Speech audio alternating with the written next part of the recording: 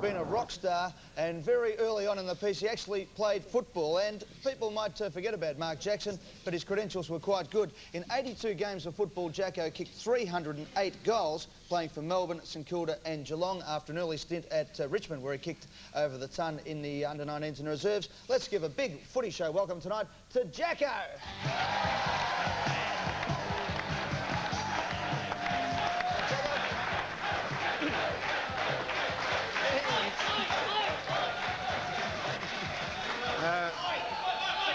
God almighty, isn't that unbelievable? You're not breaking that head in for a squirrel, are you? Look at that, that is frightening. Now listen, I've been told to ignore you tonight, because the last time I abused somebody at this network, I wasn't invited back till last week. Oh, okay.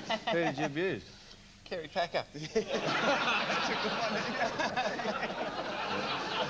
You do the interview, Sam. Yeah. Jacko, welcome to the footy show. Well, great to be here, Eddie, and it's good to see you. It's the mod squad. Would you have liked to have played on Craig Kelly? I would have liked to have played on any of those blokes.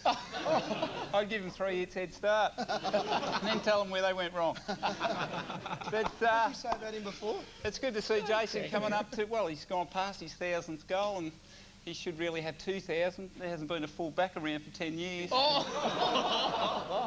Of course you do it. Well, I hate playing on blokes like him. I mean, they changed the rules for you and everything, you know these full backs, and it's just, you know, the full forwards and running full forwards have just got the game sewn up. Not that I know changed a bit anything though, about mate. it. We're not allowed to, we can't climb goalposts or drop our decks or do anything like that. Well, why would you with a head like a watermelon? Truth, you've got something to add there. Yeah, mate, Jacko, you didn't say hello, Jacko. How are you, mate? Oh, who's the bloke on the fruit box? There you go, mate. And how's Lisa Marie going, mate? Who? Lisa Marie. Lisa Marie? Oh, wasn't that you? Oh, sorry. Very good.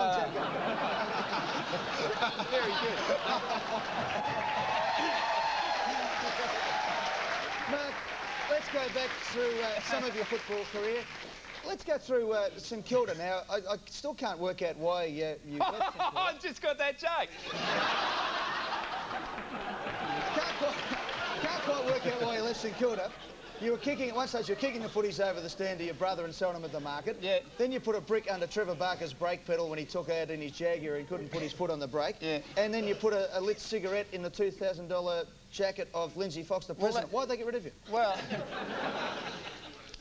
Well, I didn't have a sense of humour for a start. But what happened was that Tony Jewell, before the first game, was trying to motivate everybody down at St Kilda, which was a very hard job to do. And I remember the last meeting before the first game, and he was getting very animated, and he said to Trevor Barker, he said, "What's your favourite motivational film, Trevor?" And he said, "Rocky 1. Good." And he went across to the room, he said, "Michael Roberts, what's your favourite motivational film?" He said, "The Terminator."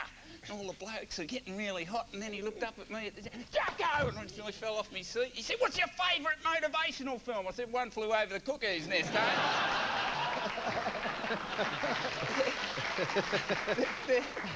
there was one scene in that, and when we were growing up, we weren't nice people around our area. You know, you grew up with your mates, and you occasionally got into trouble.